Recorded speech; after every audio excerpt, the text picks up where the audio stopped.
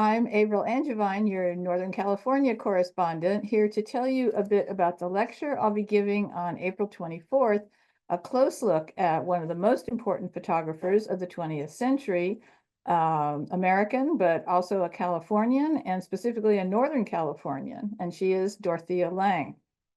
Now, there are many ways to look at Lange's work because she was, first of all, a technically brilliant photographer. She was a woman in what was decidedly a man's world. But most of all, she was a person whose work was designed to provoke social and even political change during the most turbulent years of the 20th century. She used photography to document those affected by unemployment, hunger, and racism. Her work, along with John Steinbeck's novels and probably Woody Guthrie's songs, provide the central artistic statement of the Dust Bowl years. In her words, the good photograph is not the object. The consequences of the photograph are the object, so that no one would say, "How did you do it? Where did you find it?" But they would say that such things could be. But before she launched into documentary photography, Lange was already a sensitive photographer of people.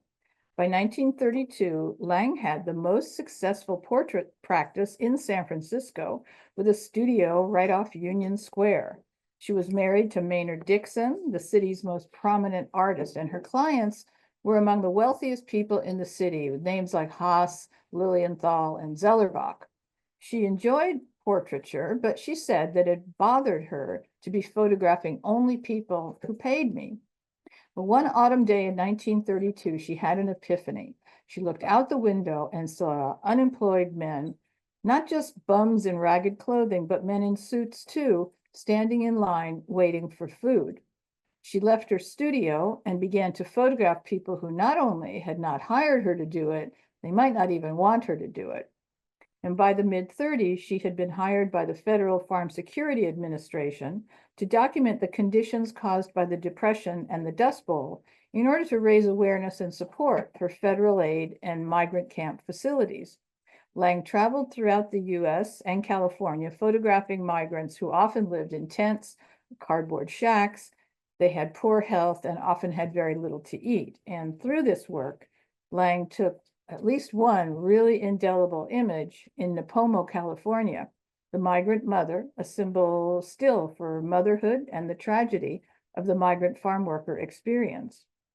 Lange is also famous for photos of a very dark episode in the country's history, the internment of Japanese Americans imprisoned in 10 relocation camps across the western US, such as at Manzanar in California.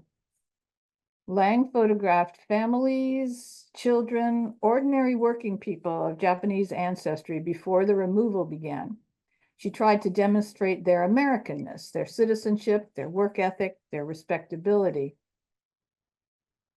And her photos at Manzanar, in particular, appeared so critical of the operation that the WRA impounded her 800 photographs and shut them away in the National Archives, not to be released to the public until 2006. But she also covered the home front, particularly the Kaiser shipyards in Richmond, California, where Rosie the Riveter and all her sisters were working. Now, the post-war years were calmer in some ways, but profound changes were in the works, especially in her home state. California's economy exploded, suburbs and freeways appeared. Lange captured the changes, but since she knew that some things never change, she continued to train her camera on the hard times of the poor and disenfranchised. So if you attend the lecture, I hope you'll gain some new insights into the power of Lange's documentary photography. She's a woman who overcame physical challenges. She had polio as a child and limped for the rest of her life. A woman who gave up a successful career to become the conscience of the nation. Her empathetic photos of those affected by unemployment, hunger, and racism are timeless, for the issues she grappled with are still with us, and her photos still resonate today.